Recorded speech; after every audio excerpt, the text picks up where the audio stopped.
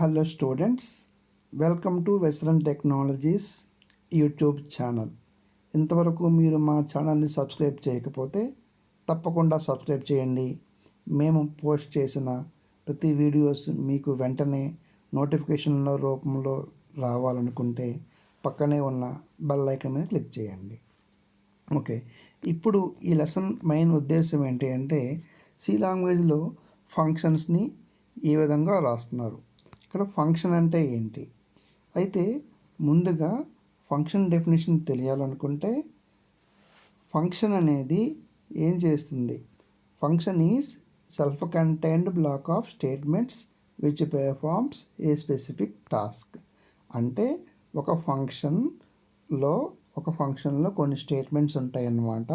ఈ స్టేట్మెంట్స్ అన్నీ కూడా ఏం చేస్తాయంటే ఒక సింగిల్ టాస్క్ని పెర్ఫామ్ చేస్తుంది. దీనిని ఫంక్షన్గా చెప్తారు. అసలు ఫంక్షన్ రాయడం వల్ల ఉపయోగం ఏంటి అంటే ఒక లార్జ్ ప్రోగ్రామ్ ఉందనుకుంటే లార్జ్ ప్రోగ్రామ్ని స్ప్లిట్ చేస్తారు, అంటే చిన్నగా రాస్తారు. ఉదాహరణకి ఒక ప్రోగ్రాంలో even number, odd number, prime number, composite number, next positive number, negative number, లేకపోతే ఇంకొక ప్యాలిండ్రోమ్ నెంబర్, ఇవన్నీ ఒకే ప్రోగ్రాంలో రాయమని చెప్పారనుకోండి, మీకు ప్రోగ్రామ్ లెంగ్తీ అయిపోతుంది అండ్ ప్రోగ్రాంలో ఎర్రర్స్ని ఫైండ్ అవుట్ చేయడం చాలా కష్టమవుతుంది. ఇట్లాంటి కేసుల్లో యూజర్ డిఫైన్డ్ ఫంక్షన్స్ని మనం రాసినట్లయితే ఏ బ్లాక్ ఆ బ్లాక్, అంటే ప్యాలిండ్రోమ్ నెంబర్ ఒక బ్లాక్, ప్రైమ్ నెంబర్ ఒక block, even number, odd number ఒక బ్లాక్, ఇలా రాసుకుంటూ వెళ్తామన్నమాట. ఇలా రాయడం వలన ప్రోగ్రాంలో ఎక్కడైనా మనకి ఎర్రర్స్ వచ్చాయనుకుంటే ఆ పర్టికులర్ బ్లాక్ దగ్గరికి వెళ్ళి మనం ఎర్రర్స్ని రెక్టిఫై చేయొచ్చు అన్నమాట. కాబట్టి ఫంక్షన్స్ వల్ల మెయిన్ యూజ్ ఏంటి అంటే ఈజీగా అర్థమవుతుంది ప్రోగ్రామ్ అనేది మనకి కూడా అండ్ కంపైలర్కి కూడా.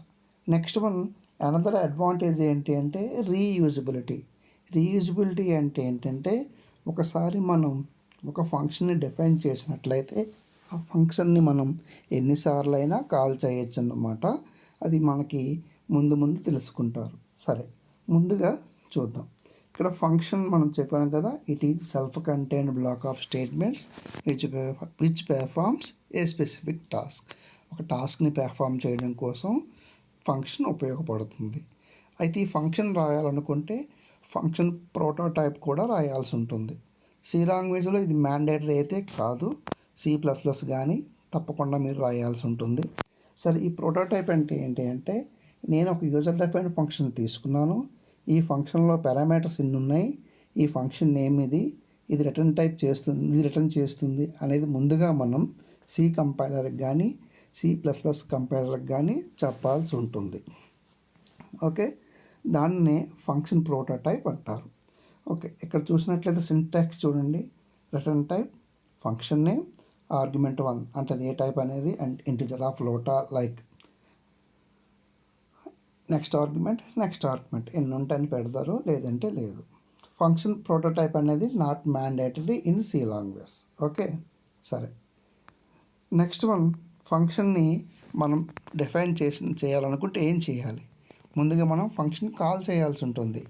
ఫంక్షన్ ఏ విధంగా కాల్ చేస్తారంటే ఒక బ్లాక్లో సపోజ్ మెయిన్ బ్లాక్ ఉందనుకోండి, మెయిన్ బ్లాక్లో ఫంక్షన్ నేను కాల్ చేస్తున్నాను. ఆ ఫంక్షన్ కాల్ చేసినప్పుడు ఎలా ఉంటుంది సింటాక్స్ అంటే చూడండి, ఫంక్షన్ నేమ్ ఉంటుంది, ఆర్గ్యుమెంట్ ఉంటుంది. అంటే అక్కడ రిటర్న్ టైప్గా నేను ఇంకేం మెన్షన్ చేయం, only function name and argument 1. ఎన్ని ఉంటే ఆర్గ్యుమెంట్స్ తీసుకోవాలనుకుంటే తీసుకుంటాం, లేదనుకుంటే లేదు.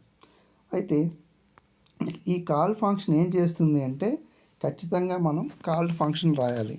ఇది కాలింగ్ ఫంక్షన్ కదా, తప్పకుండా ఏం చేయాలంటే మనం కాల్డ్ ఫంక్షన్ రాయాలి. దానిని ఫంక్షన్ డెఫినేషన్ అంటారు. అంటే కాలింగ్ ఫంక్షన్ని డిక్లరేషన్ అంటారు, కాల్డ్ ఫంక్షన్ని డెఫినేషన్ అంటారు.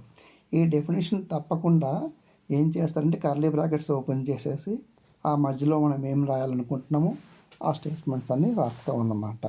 ఇక్కడ చూడండి, ఎగ్జాంపుల్ అర్థమవుతుంది మీకు క్లియర్గా. సరే, అయితే ఈ ఫంక్షన్ కాల్ చేయాలనుకుంటే సి లాంగ్వేజ్లో ఏ విధంగా కాల్ చేస్తారంటే బేసికల్గా 3 మెథడ్స్ యూజ్ చేస్తారు ఇక్కడ. First function with no arguments, with no return value, అంటే ఆ ఫంక్షన్లో ఎటువంటి ఆర్గ్యుమెంట్స్ ఉండవు, ఆ ఫంక్షన్ ఎటువంటి వాల్యూ కూడా రిటర్న్ చేయదు. రెండవ మోడల్ ఫంక్షన్ ఆర్గ్యుమెంట్స్ ఉంటాయి, వాల్యూ రిటర్న్ చేయదు. మూడవ మోడల్ ఫంక్షన్లో ఆర్గ్యుమెంట్స్ ఉంటాయి, నెక్స్ట్ వన్ రిటర్న్ చేయదు. సరే, ఈ మూడింటిని మనం 1 by 1 నేర్చుకుందాం. అయితే ముందుగా మనం చేయాల్సింది ఏంటి అంటే, first model function with no arguments, no return value. అంటే ఇందులో వాల్యూస్ ఉండవు, ఎటువంటి వాల్యూస్ పారామీటర్స్ని పాస్ చేయదు, అండ్ ఎటువంటి వాల్యూని కూడా రిటర్న్ చేయదు. సరే, ఈ ఎగ్జాంపుల్ చూద్దాం ఎలా ఉంటుంది. ఈ ప్రోగ్రామ్ చూడండి. ఈ ప్రోగ్రాంలో మెయిన్ ఫంక్షన్లో టోటల్గా 3 స్టేట్మెంట్స్ ఉన్నాయి. CLR/SCR ఒక ఫంక్షన్, వెస్టర్న్ టెక్నాలజీస్ ఒక ఫంక్షన్, getch ఒక ఫంక్షన్. 3 ఫంక్షన్స్ ఉన్నాయి. ఈ 3 ఫంక్షన్స్ తీసుకున్నట్లయితే first of all C compiler ఏం చేస్తుంది అంటే మెయిన్ ఫంక్షన్ నుంచి స్టార్ట్ అవుతుందని చెప్పుకున్నాం కదా.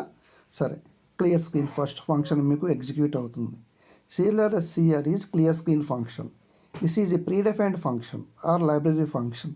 ఎలా తెలుస్తుంది సి కంపైలర్కి అంటే, #include .conio.h ఉంది కదా, అందులో ఉండే ఎలిమెంట్స్, అందులో ఉన్న ప్రోటోటైప్ అంతా కూడా ఇందులో ఉంటుంది. కాబట్టి clear screen is predefined function. And next statement is western technologies. ఇది user defined function, predefined function కాదు.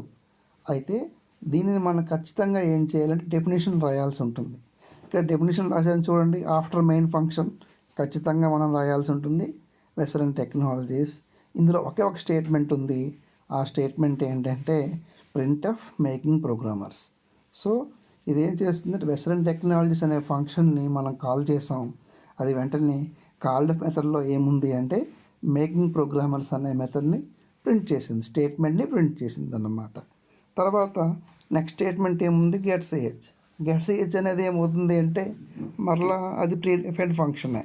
అది కూడా #include stdio.hలో #include conio.hలో ఉంటుంది. కాబట్టి అది మీకు ఎగ్జిక్యూట్ అవుతుంది. ఈ ప్రోగ్రాంలో వెస్టర్న్ టెక్నాలజీస్ అనేది యూజర్ డిఫైన్డ్ ఫంక్షన్. అందులో ఉండే స్టేట్మెంట్ ఏది అంటే మేకింగ్ ప్రోగ్రామర్స్ అనేది స్టేట్మెంట్.